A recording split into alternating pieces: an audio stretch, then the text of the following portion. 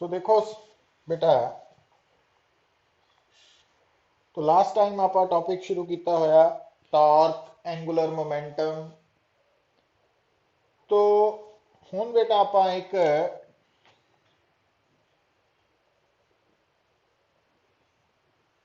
New topic couple ਦੇ बारे गल करन लगे हैं ना। Now what is couple? तो देखो भाई, से आ एक बॉडी है बेटा, इस बॉडी के ऊपर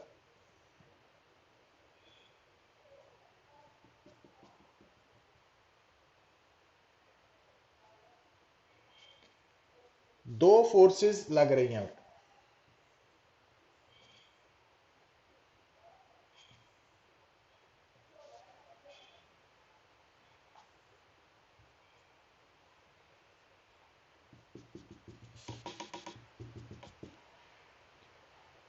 हुन आ जिहड़ी फोर्स है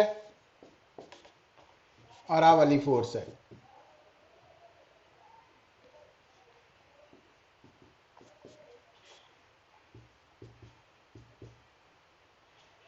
दोनों फोर्सेस बेटा ऑपोजिट इन डायरेक्शन है। दोनों दे लाइंस ऑफ एक्शन सेम है, अलोंग द सेम लाइन। तो ये दोनों फोर्सेस दे मैग्नीट्यूड्स भी बराबर है। हुन देखो बेटा, इन फर्स्ट डायग्राम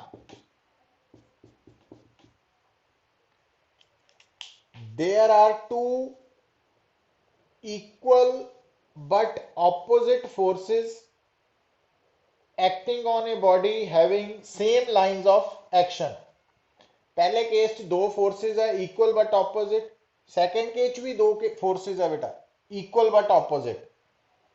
पर पहले केस च दोनों फोर्सेस दा लाइंस ऑफ एक्शन सेम है, दूसरे केस च लाइंस ऑफ एक्शन डिफरेंट है। तो इस केस च ਅਸੀਂ बोलांगे कपल इज एक्टिंग। तो कपल कपल एक्चुअली की है पेयर ऑफ टू फोर्सेस। केड़ियां दो forces? Equal but opposite and having different lines of action. तो किसी भी बॉडी के ऊपर बेटा अगर दो फोर्सेस लग रही हैं, दोनों दे जो लाइंस ऑफ एक्शन है वो डिफरेंट है, और दोनों फोर्सेस इक्वल भी है ऑपोजिट भी है। इक्वल मींस मैग्नीट्यूड बराबर है, डायरेक्शंस ऑपोजिट है। तो असी बोलना वा कि ये जो दो फोर्सेस है ये कपल बना रही हैं। हुन कपल जो है ना बेटा, कपल ये भी लाइक टॉर्क रोटेशनल इफेक्ट पैदा करता है। मतलब अगर बॉडी रेस्ट पे है तो ਉਹਦੇ ऊपर अगर कपल लग रही है तो वो बॉडी ਨੂੰ ਘੁਮਾਏਗਾ, रोटेट करेगा, जिदा जस्ट लाइक टॉर्क। ਹੁਣ ਤੁਸੀਂ ਕਹੋਗੇ कि टॉर्क और कपल च की फर्क है बेटा? तो टेक्निकली दोनों डिफरेंट है। किदा? गल ਨੂੰ सुनो पुत, जो कपल है और टॉर्क है ਉਹਨਾਂ ਚ डिफरेंस ये है कि कपल के केस च जो बॉडी के ऊपर दोनों फोर्सेस एक्ट कर रही हैं, इक्वल बट ऑपोजिट फोर्सेस है, having different lines of actions है। ये फोर्सेस दोनों फोर्सेस कपल के केस च एक्सटर्नल फोर्सेस है।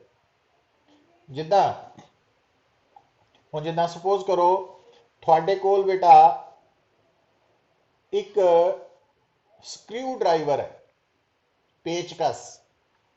तो स्क्रू ड्राइवर ਨੂੰ ਜਦੋਂ ਤੁਸੀਂ ਪਕੜਦੇ ਆ तो देखो अगर आ पेन स्क्रू ड्राइवर का हैंडल है तो इस पेन को मैं इदा पकड़ना है ना, इदा पकड़ना पुत। तो हुन आ मेरी उंगल जिहड़ी है ना, आ वाली फिंगर ये उपरले सरफेस नाल और आ थंब नीचे वाले सरफेस के नाल फोर्स लगाएगा। मतलब जदों मैं इस स्क्रू ड्राइवर को घुमाना वा इदा तो मैं दो जगह ते फोर्स लगा रहा हूं, दो जगह ते। तो कहने का मतलब ये जदों तुसी ਜਿੱਦਾਂ ਮੰਨ ਲਓ ਟੈਪ ਹੈ, ਟੂਟੀ, ਟੂਟੀ ਨੂੰ ਖੋਲਦੇ ਆ ਬੇਟਾ, ਤਾਂ ਤੁਸੀਂ ਦੋ ਜਗ੍ਹਾ ਤੇ ਫੋਰਸ ਲਗਾਉਂਦੇ ਆ, ਹਨਾ। ਟੂਟੀ ਨੂੰ ਖੋਲਣ ਲੱਗੇ, ਬੰਦ ਕਰਨ ਲੱਗੇ, ਤੁਹਾਡੇ ਫਿੰਗਰਸ ਦੇ ਘੱਟੋ ਘੱਟ ਦੋ ਜਗ੍ਹਾ ਤੇ ਕੰਟੈਕਟ ਬਣਨਾ ਚਾਹੀਦਾ, ਅਲੱਗ-ਅਲੱਗ ਜਗ੍ਹਾ ਤੇ। तो वो कपल है बेटा। तो कपल और टॉर्क ਦੇ ਵਿੱਚ ਕੀ ਫਰਕ ਹੈ ਕਿ ਕਪਲ ਦੇ ਵਿੱਚ ਜਿਹੜੀਆਂ ਦੋ ਫੋਰਸਿਸ ਹੈ ਉਹ ਇਕੁਅਲ ਹੈ, ਆਪੋਜ਼ਿਟ ਇਨ ਡਾਇਰੈਕਸ਼ਨ ਹੈ, ਇਕੁਅਲ ਇਨ ਮੈਗਨੀਟਿਊਡਸ ਹੈ, ਤੇ ਦੋਨਾਂ ਦਾ ਲਾਈਨਸ ਆਫ ਐਕਸ਼ਨ ਡਿਫਰੈਂਟ ਹੈ, और दोनों फोर्सेस एक्सटर्नल है, बाहरों लगाई गई। बट जो टॉर्क है ना, टॉर्क के केस च भी दो ही फोर्सेस है पुत, पर टॉर्क के केस च ਤੁਸੀਂ ਕਹੋਗੇ ਵੀ ਅਸੀਂ ਤਾਂ ਹੈਂਡਲ ਨੂੰ ਇੱਕ ਜਗ੍ਹਾ ਤੋਂ ਪਕੜ ਕੇ ਹੀ ਦਰਵਾਜ਼ਾ ਖੋਲ ਲੈਂਦੇ ਆ, ਪਰ ਅਸੀਂ ਭੁੱਲ ਜਾਂਦੇ ਆ ਕਿ ਜਿਹੜਾ ਦਰਵਾਜ਼ਾ ਹੈ ਨਾ, ਹਿੰਜਸ ਦੇ ਵਿੱਚ ਜਿਹੜੇ ਹਿੰਜਸ ਹੈ ਉੱਥੇ ਕੰਟੈਕਟ 'ਚ ਆਪਸ 'ਚ। ਤਾਂ ਜਦੋਂ ਤੁਸੀਂ ਦਰਵਾਜ਼ੇ ਨੂੰ ਖੋਲਦੇ ਜਾਂ ਪਕੜਦੇ ਆ ਬੰਦ ਕਰਨ ਲਈ, ਤਾਂ ਤੁਸੀਂ ਹੈਂਡਲ ਤੋਂ ਪਕੜ ਕੇ ਜਦੋਂ ਖੋਲਦੇ ਆ ਦਰਵਾਜ਼ੇ ਨੂੰ ਜਾਂ ਬੰਦ ਕਰਦੇ ਆ, ਤਾਂ ਤੁਸੀਂ ਹੈਂਡਲ ਤੇ ਇੱਕ ਫੋਰਸ ਲਗਾ ਰਹੇ ਆ, ਪਰ ਦੂਸਰੀ ਫੋਰਸ ਕਿੱਥੇ ਲੱਗ ਰਹੀ ਹੈ? ਹਿੰਜਸ ਦੇ ਉੱਪਰ। ਉਹ ਇੰਟਰਨਲ ਫੋਰਸ ਆ ਜਾਂਦੀ ਹੈ। तो उस ਅਸੀਂ नहीं लगा रहे ना, तो ਸਾਨੂੰ लगता भी ਅਸੀਂ ਇੱਕੋ ਹੀ फोर्स लगा रहे हैं। इस कारण करके याद रखना वा कि जो टॉर्क है और जो कपल है दोनों का इफेक्ट की है, रोटेशनल इफेक्ट है। पर दोनों च फर्क यह है पुत्र कि कपल दे विच दोनों फोर्सेस एक्सटर्नल है, जबकि टॉर्क दे विच एक एक्सटर्नल है तो दूसरी इंटरनल फोर्स है, ਉਹਦਾ रिएक्शन बोल लो, इदा कह लो। तो ये डिफरेंस है, बट एक्चुअली कपल और टॉर्क सेम काम करते हैं, रोटेशनल इफेक्ट पैदा करते हैं। तो कपल के केस के विच जिहड़ियां दो फोर्सेस लग रही हैं बॉडी के उपर, वो एक्सटर्नली अपलाई कीतियां जांदियां। पर गल समझण वाली उस तो भी इंपॉर्टेंट ये है कि जिहड़ा कपल है ना, ਉਹਦੇ ਵਿੱਚ दो forces equal in magnitudes, opposite in directions और having different lines of action. तो जिदा उपर वाली फर्स्ट डायग्राम है ਉਹਦੇ ਵਿੱਚ भी दो ही फोर्सेस है, मैग्नीट्यूड्स इक्वल है, डायरेक्शंस ऑपोजिट है, पर दोनों के लाइंस ऑफ एक्शन सेम होने करके वो कपल नहीं है पुत। तो कपल के लिए दोनों का लाइंस ऑफ एक्शन डिफरेंट होना जरूरी है। नाउ हुण जो कपल की वैल्यू है, रोटेशनल इफेक्ट है, तो इसनों आपां मूवमेंट ऑफ कपल और सिंपली टॉर्क नाल रिप्रेजेंट कर देने। तो जो कपल का इफेक्ट है उन्होंने असी मूवमेंट ऑफ कपल की टर्म च मेजर करते हैं, और उन्होंने टॉर्क भी बोल सकते हैं। तो प्रेफरेबली मूवमेंट ऑफ कपल है, बट वो टॉर्क ही है। और इनू कैलकुलेट कितना करना बेटा? तो देखो, जदों भी हुण जिद्दां इस केस दे विच अगर मैनू कोई कहे कि आ दो फोर्सेस लग रही हैं, इन्हां दे करके जो मूवमेंट ऑफ कपल आ कैलकुलेट करो, तो सिंपली तुसी दो चीज़ां नोट करनियां। एक तो बेटा क्योंकि कपल दे विच दोनों फोर्सेस का मैग्नीट्यूड बराबर है, तो कोई भी एक फोर्स नोट कर लेनी। तो एक फोर्स का मैग्नीट्यूड ले लो, क्योंकि दूसरी का भी सेम ही है, तो दोनों च जिहड़ा मर्जी मैग्नीट्यूड ऑफ फोर्स निकाल लो। और नाल की करना बेटा कि ये दोनों दियां जिहड़ियां लाइंस ऑफ एक्शंस है, लाइंस ऑफ एक्शंस है ना, उन्हां दे विच परपेंडिकुलर डिस्टेंस नोट करना, आ वाला डिस्टेंस, और आ डिस्टेंस डी है, इनू असी लीवर आर्म बोलते हैं ना, परपेंडिकुलर डिस्टेंस। फार्मूला वही टॉर्क वाला ही है। तो कहने का मतलब है कि जदों भी तुसी किसी भी बॉडी के ऊपर जो कपल एक्ट कर रही है उसकी मूवमेंट कैलकुलेट करनी है, तो तुसी की करना, magnitude of either force into perpendicular distance between the lines of actions of that two forces. हुण देखो बेटा, हुण ये जो कपल कैलकुलेट कर रहे हैं असी, मूवमेंट ऑफ कपल, ਇਹਦਾ इफेक्ट भी जस्ट लाइक टॉर्क ही है, रोटेशनल। कि आ देखो, आ वाले जी, लिसन, तो आ जी फोर्स है ये, मतलब आ जेड़ा लाइन ऑफ एक्शन है ना उस तरफ हाथ, ये क्लॉकवाइज इफेक्ट पैदा कर रही, क्योंकि इनू भी देखो, तो आ दोनों फोर्सेस का क्लॉकवाइज इफेक्ट है। मतलब आ जी कपल लग रही है, ये बॉडी को क्लॉकवाइज घुमाएगी पुत, क्लॉकवाइज घुमाएगी।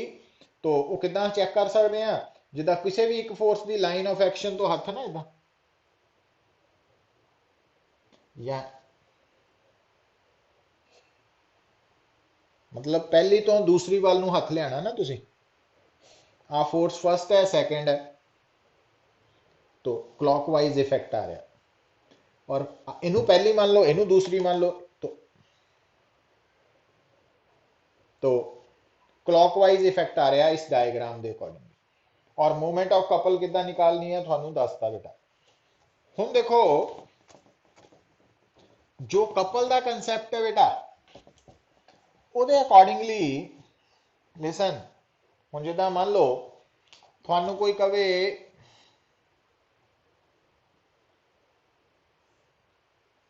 आ फोर्स लग रही है एफ, जिसका मैग्नीट्यूड है डायरेक्शन है, और दूसरी फोर्स लग रही है बेटा, उसका मैग्नीट्यूड भी एफ ही है, डायरेक्शन ऑपोजिट है, इट मीनस ये दोनों कपल बना रहे। हुण इस केस च अगर बेटा आ डिस्टेंस आर है, तो मूवमेंट ऑफ कपल तुसी किद्दां निकालनी है, एफ इंटू केड़ा डिस्टेंस नोट करना, परपेंडिकुलर डिस्टेंस। हुण देखो परपेंडिकुलर डिस्टेंस केदे च पुत, जिहड़ी फर्स्ट फोर्स है ਉਹਦੀ लाइन ऑफ एक्शन आया, सेकंड फोर्स का लाइन ऑफ एक्शन आया, तो आपां नूं मूवमेंट ऑफ कपल निकालने लिए आ डिस्टेंस चाहिए पुत, दिस डिस्टेंस, तो आ डी है। तो अगर सानू आ आर पता वा, ठीक है ना, तो डी निकाल सकते हैं। सो ਉਹਦੇ ਲਈ अगर आ एंगल पता, तो एंगल के सामने परपेंडिकुलर हाइपोटेन्यूज,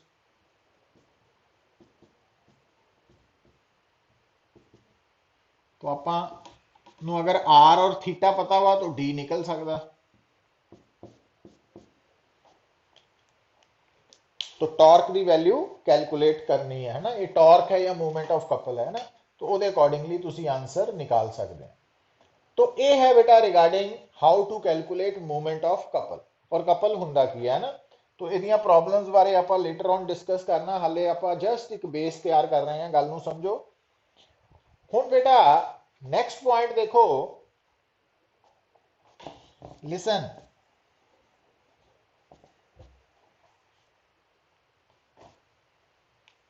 हुण आ बड़ा इंपॉर्टेंट आर्टिकल है,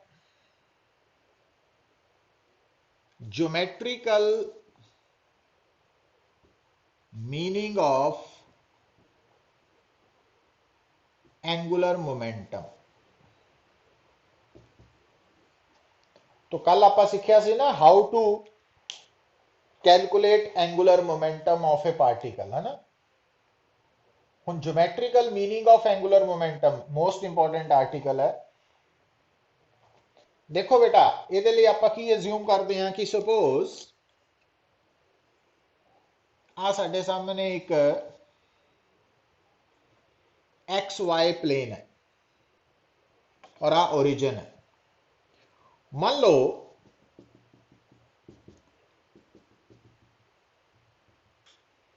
आ एक सर्कल है बेटा, और इस ए सर्कल जो है ये एक्स वाई प्लेन च लाई कर रहा, और इस सर्कल का जो सेंटर है वो ओरिजिन के नाल कोइंसाइड कर रहा, और इस सर्कल का रेडियस आर है।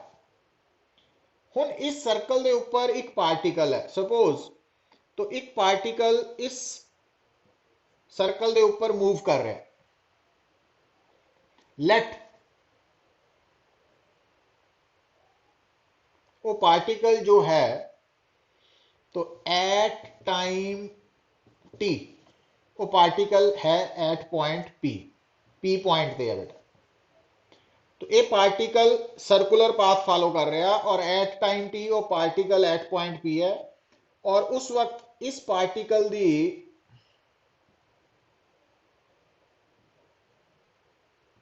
पोजीशन वेक्टर है आर।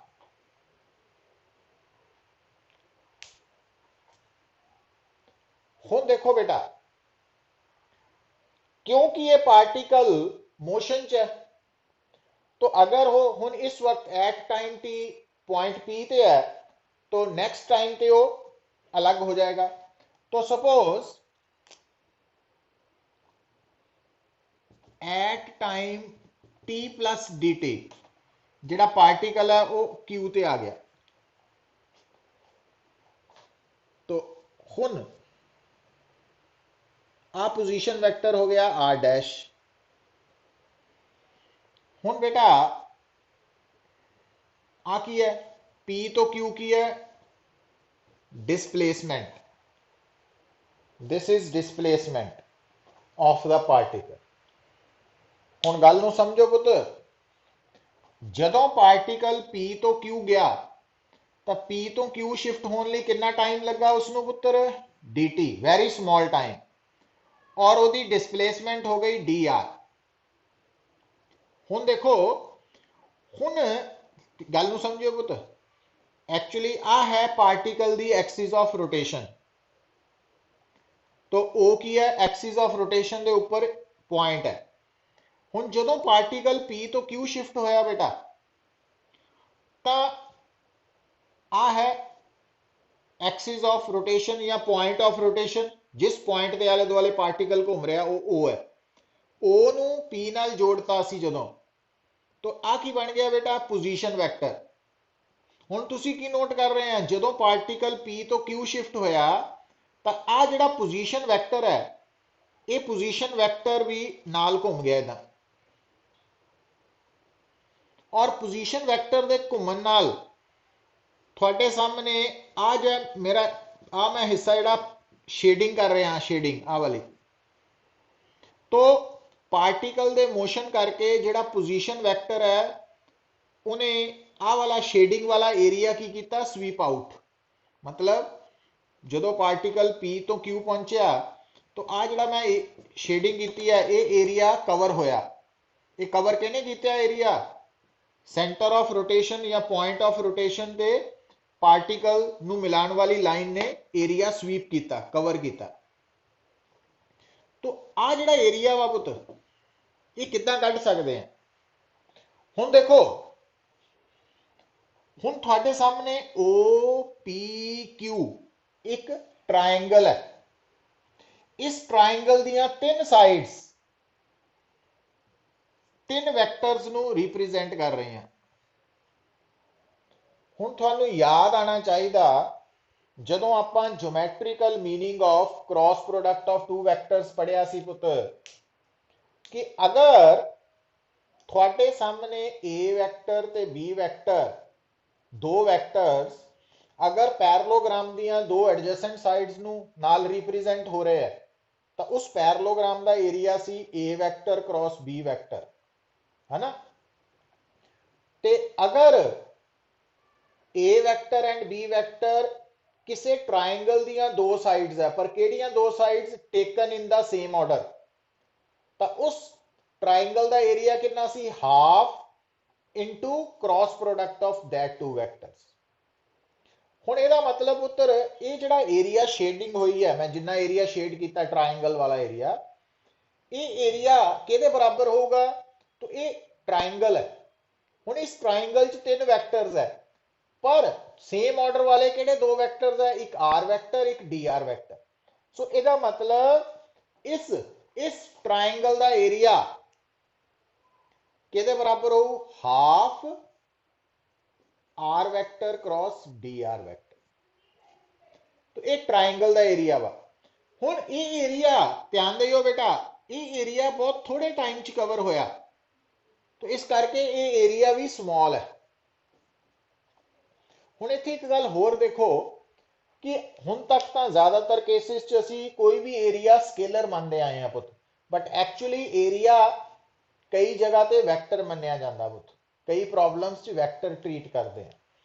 हुण अगर एरिया वैक्टर है तो उन्होंने असीं एरिया वैक्टर के नाम नाल बुलाने हैं।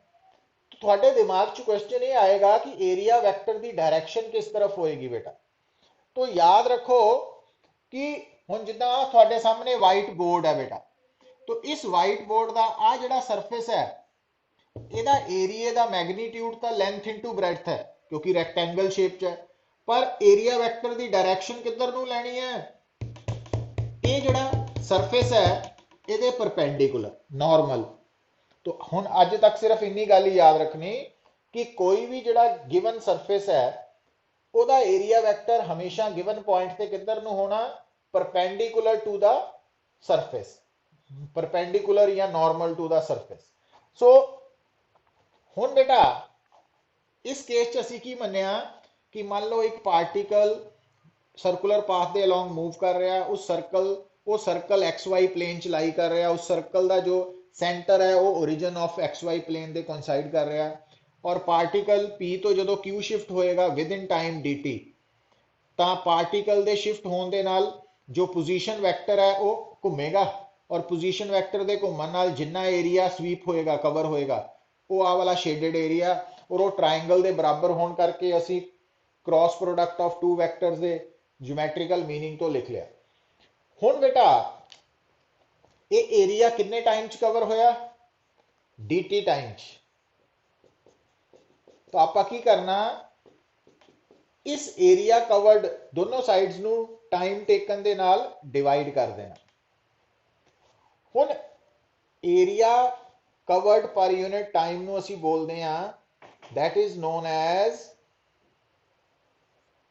Aerial velocity. एरियल वेलोसिटी तो लेफ्ट हैंड साइड होगी areal velocity, area covered per unit time. आ है हाफ बेटा, आ आर है ते d r by D t होंगी है लीनियर वेलोसिटी। हुण अगर मैं न्यूमीरेटर नु मास दे नाल मल्टीप्लाई करा तो नीचे भी मास ना डिवाइड करना तो राइट हैंड साइड ते कोई फर्क नहीं पिया, जिन्ना मास ना मल्टीप्लाई किया उन्ने ना डिवाइड। पर हुण देखियो बेटा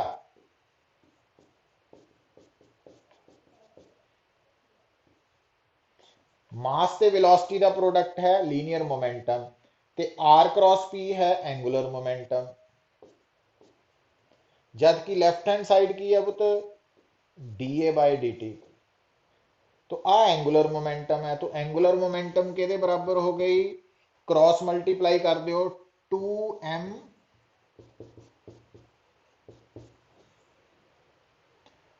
तो एंगुलर मोमेंटम दा अगर सानू कोई पूछे geometrical meaning it is equal to twice the product of mass and areal velocity.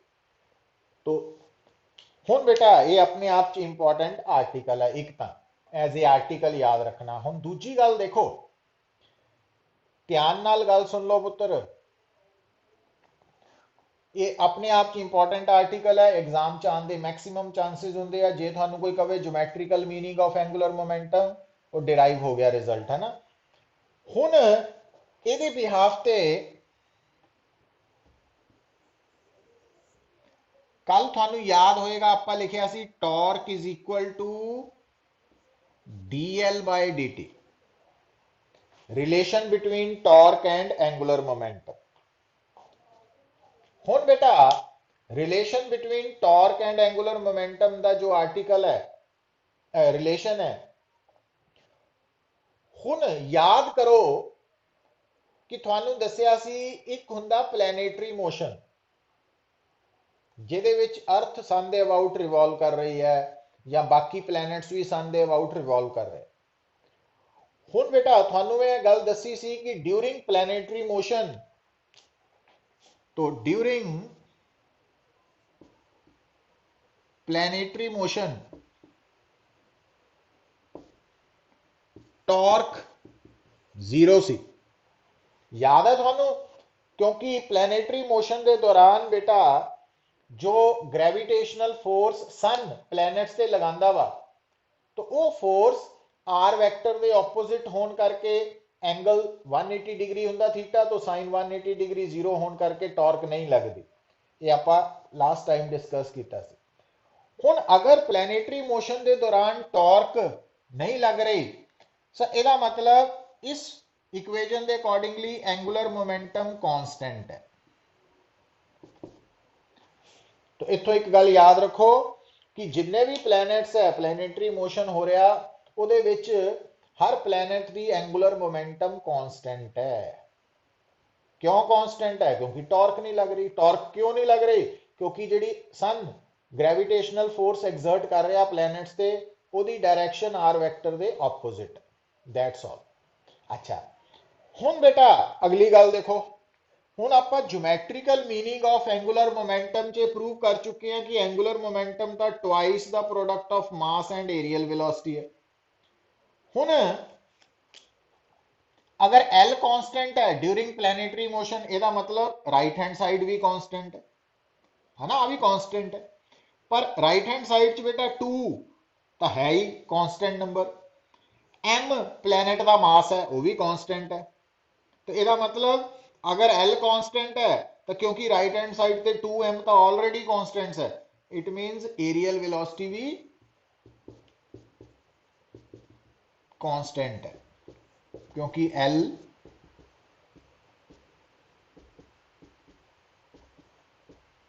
और प्लैनेटरी मोशन च एरियल वेलोसिटी कांस्टेंट नु दसन वाला लॉ जेड़ा वा that is known as Kepler's second law.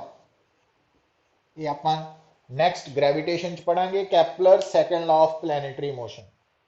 तो हुण बेटा इत्थे प्रूव करता सी कि Kepler second law of planetary motion की जिहड़ी स्टेटमेंट है कि all the planets are revolving around the sun in such a way that their aerial velocity remains constant, कि हर planet sun ਦੇ about इदां घूम रहा कि उन्हां दी aerial velocity constant है।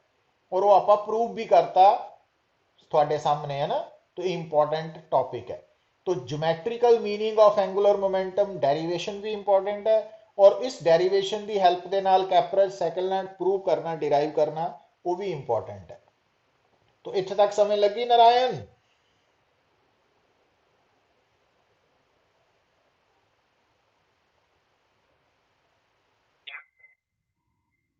अंकुश, लक्ष्य, समुघन, आर्यन,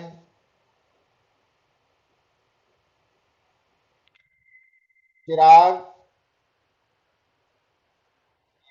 यथार्थ,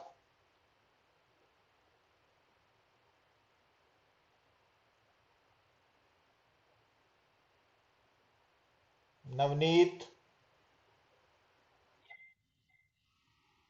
लक्ष्य, साहिल। ठीक है बेटा। हुण देखो, हुण ये अपने आप च बड़ा इंपॉर्टेंट टॉपिक है geometrical meaning of angular momentum और उसकी हेल्प के नाल कैपलर सेकंड लॉ डिराइव करना। हुण बेटा नेक्स्ट जो आपां पॉइंट डिस्कस करना वा, तो इत्थे तक थोड़ा आपां नूं आइडिया हो जाना चाहिए कि टॉर्क किस तरह कैलकुलेट करते हैं, एंगुलर मोमेंटम किस तरह कैलकुलेट करते हैं, एंगुलर मोमेंटम ते टॉर्क दे विच रिलेशन की है। तो ये सारे पॉइंट्स सानू क्लियर हो जाने चाहिए है ना। तो हुण बेटा नेक्स्ट असी टॉपिक शुरू करना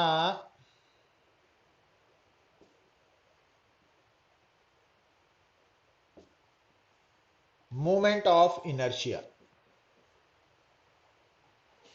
देखो बेटा जो मोमेंट ऑफ इनर्शिया कंसेप्ट है एक्चुअली एक है ट्रांसलेशनल मोशन, दूसरा है रोटेशनल मोशन। ट्रांसलेशनल मोशन च बेटा थानू दसिया कि जो रोल एंगुलर डिस्प्लेसमेंट दा सॉरी जो रोल डिस्प्लेसमेंट दा वा, रोटेशनल मोशन च सेम रोल एंगुलर डिस्प्लेसमेंट दा वा। ट्रांसलेशनल मोशन च जो रोल वेलोसिटी दा है एंगुलर वेलोसिटी दा है। ट्रांसलेशनल मोशन च जो रोल एक्सेलरेशन दा है, रोटेशनल मोशन च एंगुलर एक्सेलरेशन दा है। ट्रांसलेशनल मोशन च जो रोल मोमेंटम दा है, रोटेशनल मोशन च वही रोल एंगुलर मोमेंटम दा है। ट्रांसलेशनल मोशन दे विच जो रोल फोर्स दा वा, रोटेशनल मोशन च टॉर्क दा वा, है ना। ये सारा कुछ आपां पैरेलल टर्म्स च डिस्कस कर रहे हैं। हुण बेटा ट्रांसलेशनल मोशन च जो रोल मास दा वा, मास रोटेशनल मोशन च ओदी जगह ते टर्म आंदी है moment of inertia, moment of inertia. तो हुण बेटा सब तो पहला आपां देखिए कि मोमेंट ऑफ इनर्शिया है की। तो देखो बेटा हुण जिस तरह थानू लिसन, अगर थानू कोई पूछे ना कि ट्रांसलेशनल मोशन च फोर्स दा रोल की है, रोल ऑफ फोर्स, ਤਾਂ ਤੁਸੀਂ ਕੀ ਦੱਸੋਗੇ ਕਿ ਟਰਾਂਸਲੇਸ਼ਨਲ ਮੋਸ਼ਨ ਦੇ ਵਿੱਚ ਫੋਰਸ ਦਾ ਰੋਲ ਹੈ ਆਬਜੈਕਟ ਦੀ ਸਟੇਟ ਨੂੰ ਚੇਂਜ ਕਰਨਾ, ਸਟੇਟ ਨੂੰ ਚੇਂਜ ਕਰਨਾ, ਉਹ ਰੋਲ ਹੈ ਟਰਾਂਸਲੇਸ਼ਨਲ ਮੋਸ਼ਨ ਚ ਫੋਰਸ ਦਾ। ਅੱਛਾ ਹੁਣ ਬੇਟਾ ਜਦੋਂ ਆਪਾਂ ਕਹਿੰਦੇ ਆ ਕਿ ਟਰਾਂਸਲੇਸ਼ਨਲ ਮੋਸ਼ਨ ਚ फोर्स का रोल है ऑब्जेक्ट की स्टेट ਨੂੰ चेंज करना, तो किसी भी ऑब्जेक्ट की स्टेट ਨੂੰ चेंज करना आसान है कि मुश्किल, ये कित्थों पता लगता, ये दसदा वा उस बॉडी का मास जिन्हों आपां एक्सप्रैस करते हैं इनर्शिया ऑफ रेस्ट या इनर्शिया ऑफ मोशन की टर्म च। तो अगर बॉडी हल्की है, मास घट है, तो वो स्टेट ਨੂੰ चेंज करना आसान है। अगर बॉडी भारी है ना, मास ज्यादा वा, उसकी स्टेट ਨੂੰ चेंज करना मुश्किल है।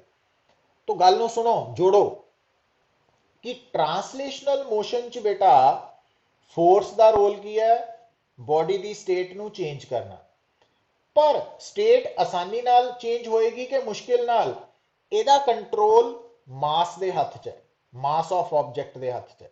मास घट होएगा तो स्टेट आसानी नाल चेंज हो जाएगी, मास ज्यादा होएगा तो मुश्किल नाल चेंज होएगी।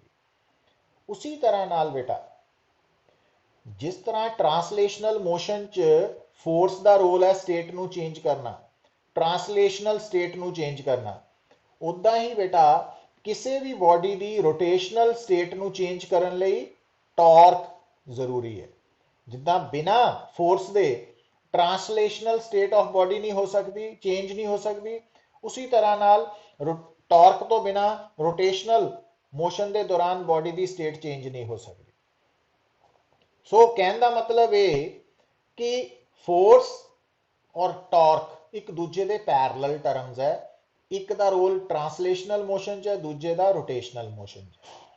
हुण जिद्दां बेटा तुहानूं दस्सिया कि ट्रांसलेशनल मोशन च वो किहड़ी क्वांटिटी है जिन्हों देख के पता लग जाता कि स्टेट ਨੂੰ चेंज करना ईजी है कि मुश्किल, वो है मास, है ना, जिन्हों इनर्शिया ऑफ रेस्ट या इनर्शिया ऑफ मोशन की टर्म च भी लिखते हैं।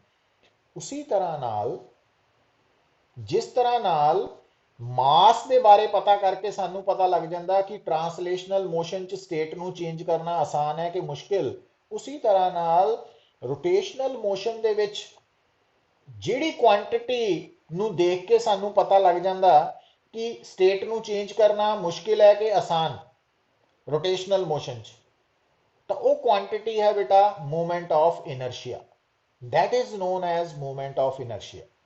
उस क्वांटिटी का नाम है मोमेंट ऑफ इनर्शिया।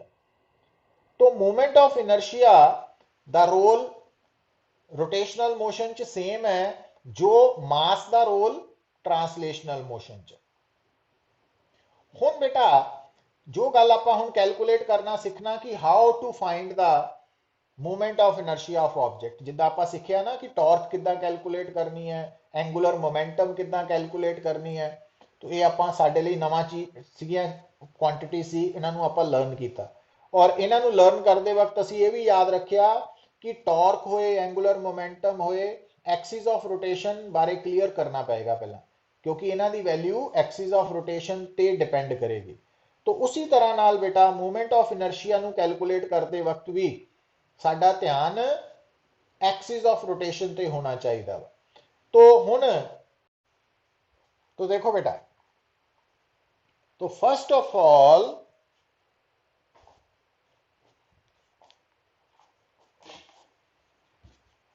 असी कैलकुलेट करना वा बेटा moment of inertia of a particle about given axis of rotation. तो मान लो आ बेटा एक्सिस ऑफ रोटेशन है, ये सानू गिवन है, और आ साडा पार्टिकल है, इसका मास m है।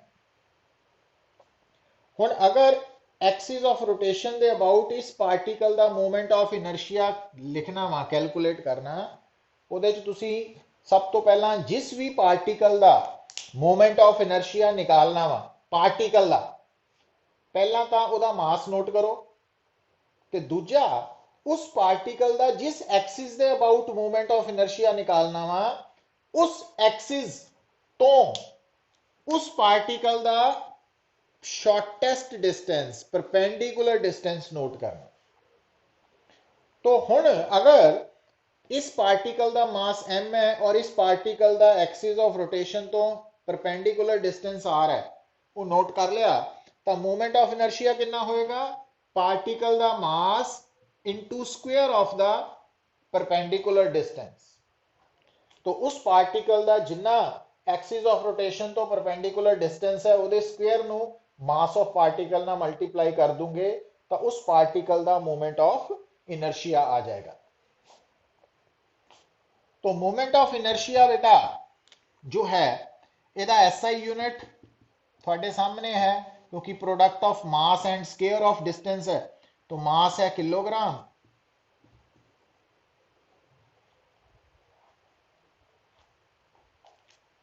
हुण बेटा गल नूं पकड़ो, ये तो सी एक पार्टिकल का, हुण कोई भी जिहड़ी बॉडी है वो एक्चुअली की है, कलैक्शन ऑफ पार्टिकल्स।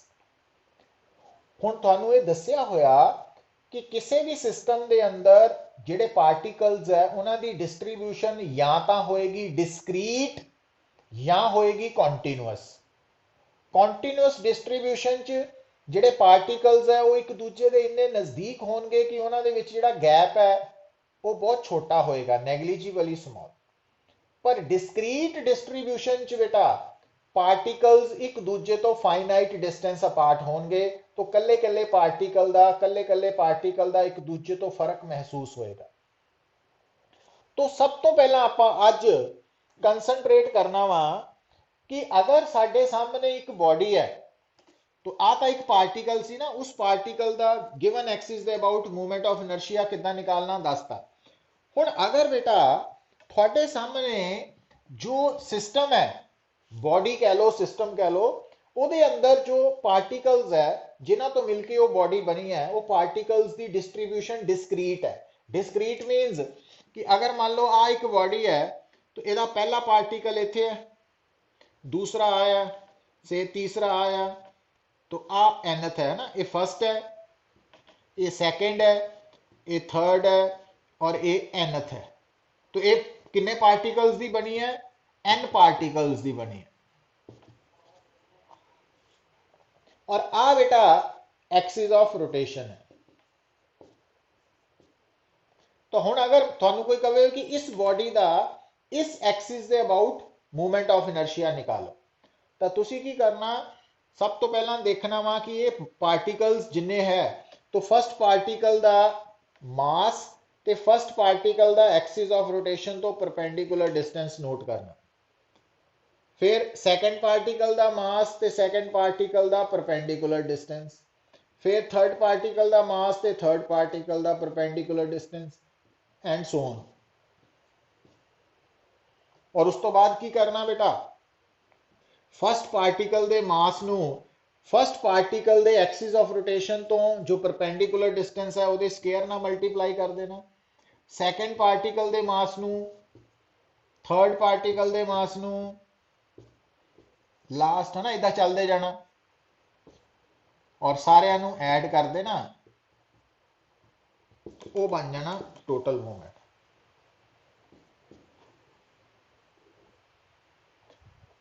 हुण ये आपां जो फार्मूला डिराइव किया या डिस्कस किया, ये बेसिकली की है कि अगर थोड़े कोल सिस्टम की है बेटा डिस्क्रीट पार्टिकल्स, डिस्क्रीट डिस्ट्रीब्यूशन का मतलब है कल्ले कल्ले पार्टिकल का मास और कल्ले कल्ले पार्टिकल का एक्सिस ऑफ रोटेशन तो परपेंडिकुलर डिस्टेंस पता वा, तो आप इस तरीके दे नाल मूवमेंट ऑफ इनर्शिया निकाल सकते हैं ना, m1r1 square plus m2r2 square plus m3r3 square and so on करते जाओ जब तक पार्टिकल्स खत्म नहीं हो जाते। तो इस तरीके नाल तुसी मूवमेंट ऑफ इनर्शिया निकालना। हुण बेटा देखो, हुण अगर आप इस गल नूं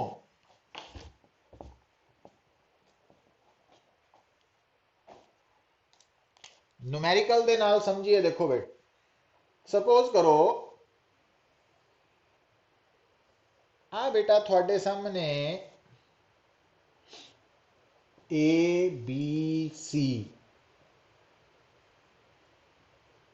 एक इक्विलेटरल ट्रायंगल है और इस ट्रायंगल दे वर्टिसिस ते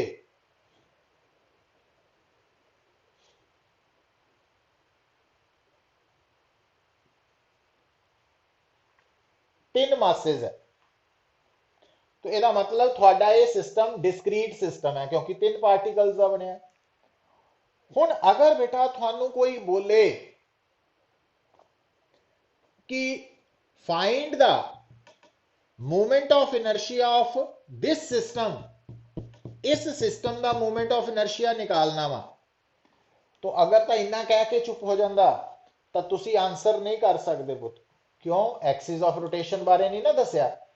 इस करके जदों भी टॉर्क निकालनी है, जदों भी एंगुलर मोमेंटम निकालनी है, जदों भी मूवमेंट ऑफ इनर्शिया निकालना वा, तो एक्सिस ऑफ रोटेशन बारे क्लियर होना बड़ा जरूरी है फ्रॉम द स्टेटमेंट। तो स्टेटमेंट च डायरेक्टली इनडायरेक्टली इंफॉर्मेशन लुकी होएगी, तो वो निकालनी पएगी, विद प्रैक्टिस पता लगना। हुण मान लो सानू कहंदा कि find the movement of inertia of this system about axis AC, मतलब आ वाली एक्सिस है।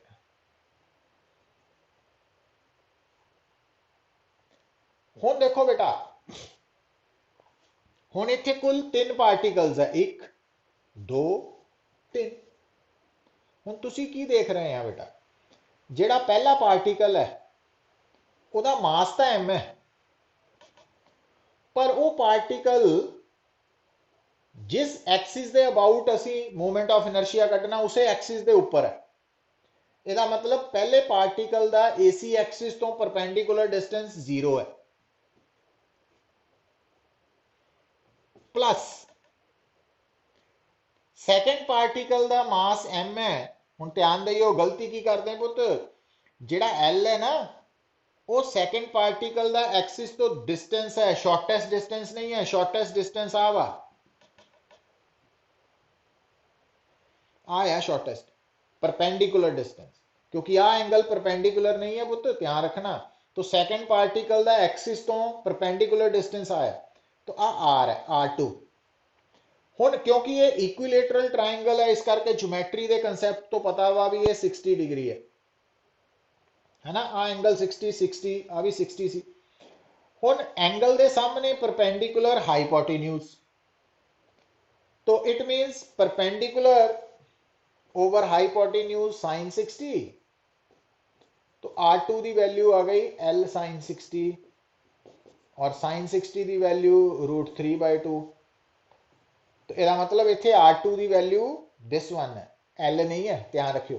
तो इत्थे L √3/2 का स्क्वेयर प्लस जेड़ा थर्ड पार्टिकल है वह भी एक्सिस के ऊपर ही है। तो साडा आंसर क्या आ गया? M तो 3 4 L स्क्वेयर। तो आंसर आ गया। अच्छा हुण गल सुनो पुत्र, मान लो आ जी साइड है CB, ਇਹਦਾ मिड पॉइंट है D। D ਜਿਹੜਾ है ना वो इस साइड का मिड पॉइंट है, तो D तो मतलब आ L/2 है, आ भी L/2 है। और वो थानू कहता कि एक तो इस सिस्टम की मूवमेंट ऑफ इनर्शिया निकालो AC एक्सिस के अबाउट, दूजा निकालो AD सैकेंड केस आ पहला से। हुण जो आप AD के अबाउट कढ़ना पुत, ਤਾਂ ਹੁਣ ਦੇਖੋ ਜਿਹੜਾ ਪਹਿਲਾ ਪਾਰਟੀਕਲ ਹੈ ਉਹ ਇਸ AD ਐਕਸਿਸ ਦੇ ਉੱਪਰ ਵੀ ਹੈ,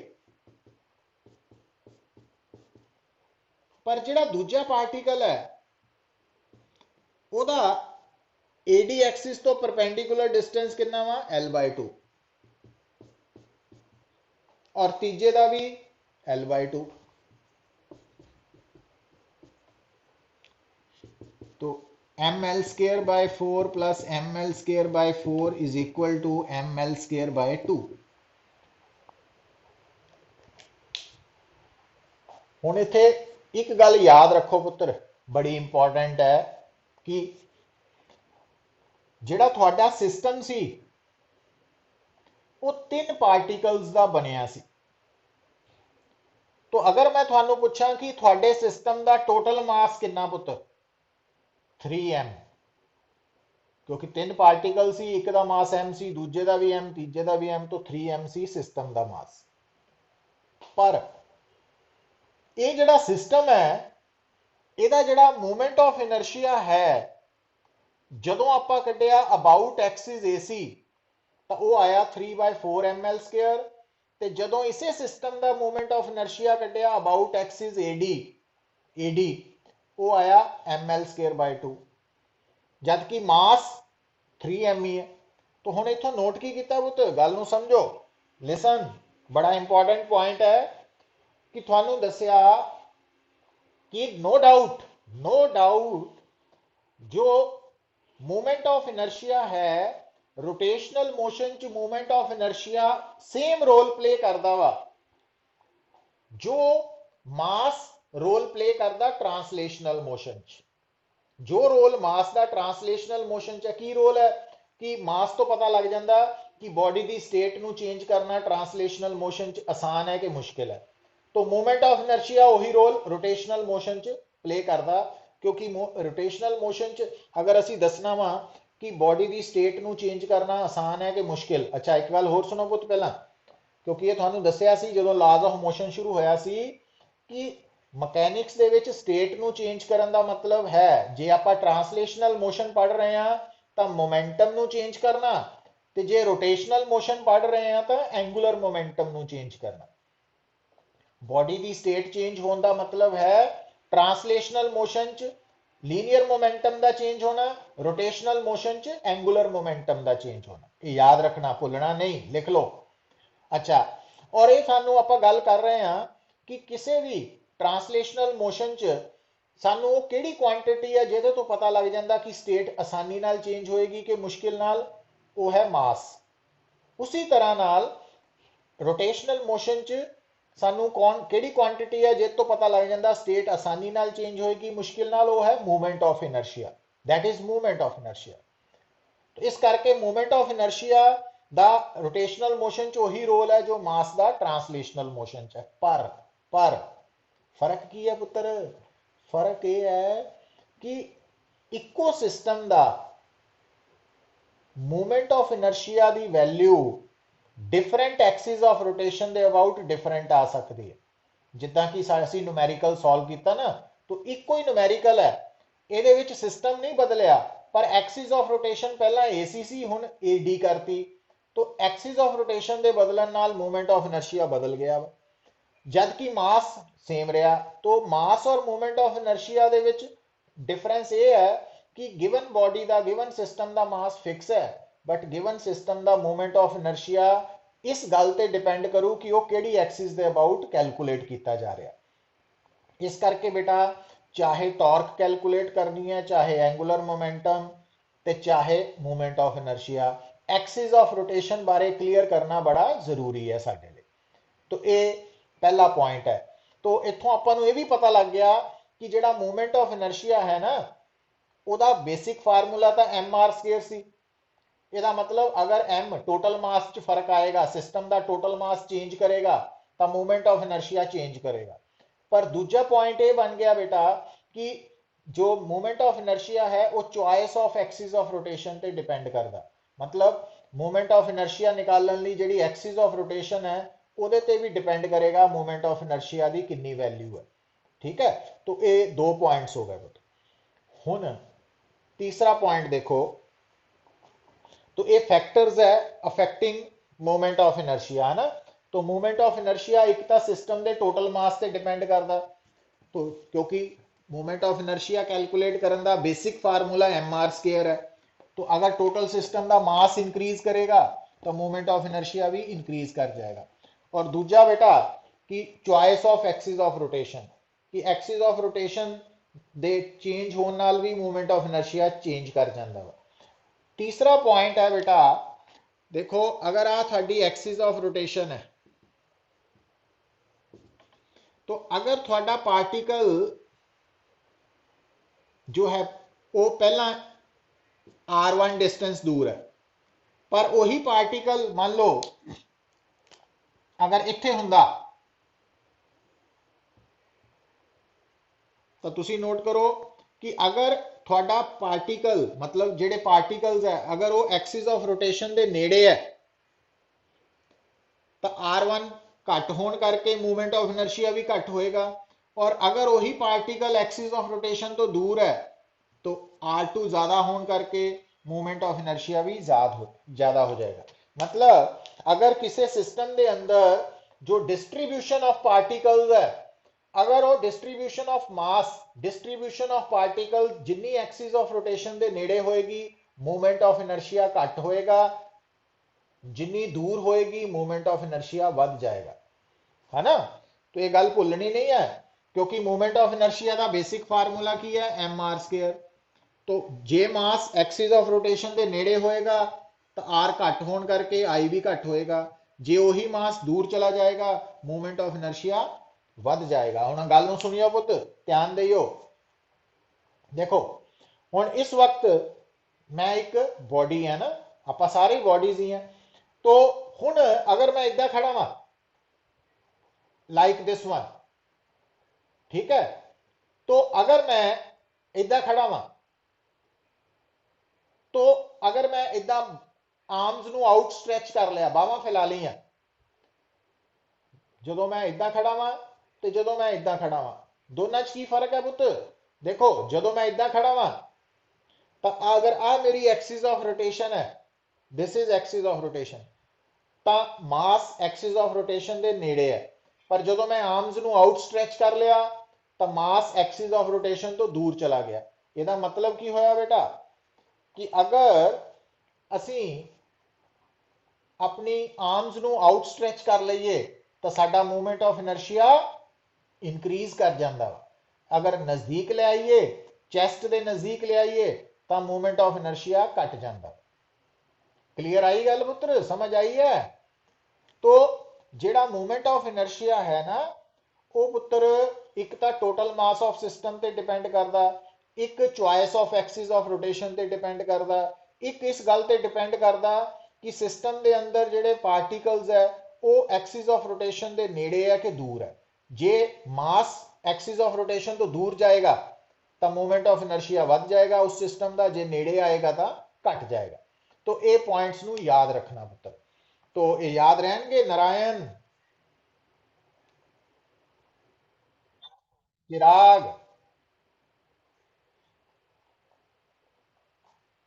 यथार्थ, आर्यन,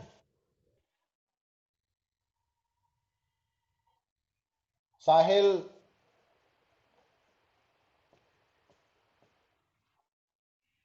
ठीक है बेटा। हुण देखो और एक पॉइंट होर जेड़ा याद रखो, लिसन, आ देखियो बेटा, आ साडी एक्सिस ऑफ रोटेशन है,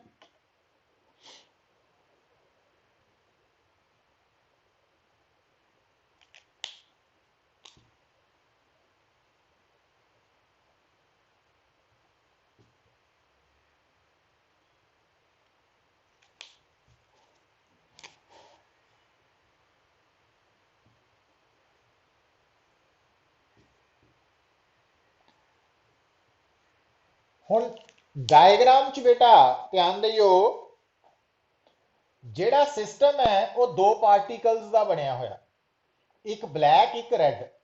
ब्लैक पार्टिकल का मास 2 kg है, रेड पार्टिकल का मास 4 kg है, और black particle axis of rotation तो 1 मीटर, और रेड वाला 2 मीटर अवे है परपेंडिकुलर डिस्टेंस। तो इस सिस्टम का मोमेंट ऑफ इनर्शिया कितना वा पुत कट सकते हैं M are square plus M R square 4 × 4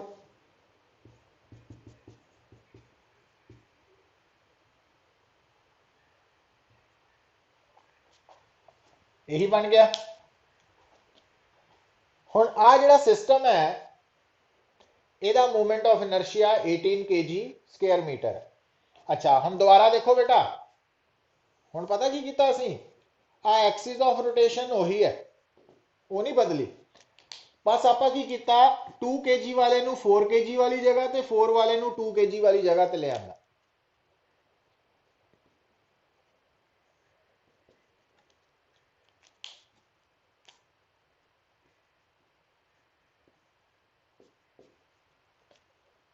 हुण मोमेंट ऑफ इनर्शिया कितना वा पुत M R square plus M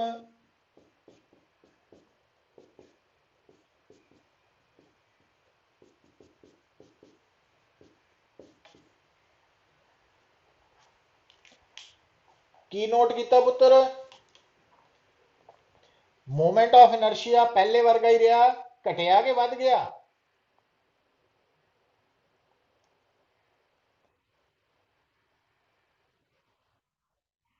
decrease होया है ना। और ये जी चेंज आई है कि आई है तुम नोट किया पहला पहला आ वाला केस पुत्र फर्स्ट पहला केस की सी कि जेड़ा हैवियर पार्टिकल सी वो एक्सिस ऑफ रोटेशन तो दूर सी और फिर हैवियर पार्टिकल नूं नेड़े ले आंदा लाइटर दूर चला गया। तो की सीखिया आपां कि जदों heavier particle Jinnah axis of rotation तो दूर होएगा आई ज्यादा होएगा और heavier particle Jinnah axis of rotation के नेड़े आएगा मोमेंट ऑफ इनर्शिया घट जाएगा घट होएगा।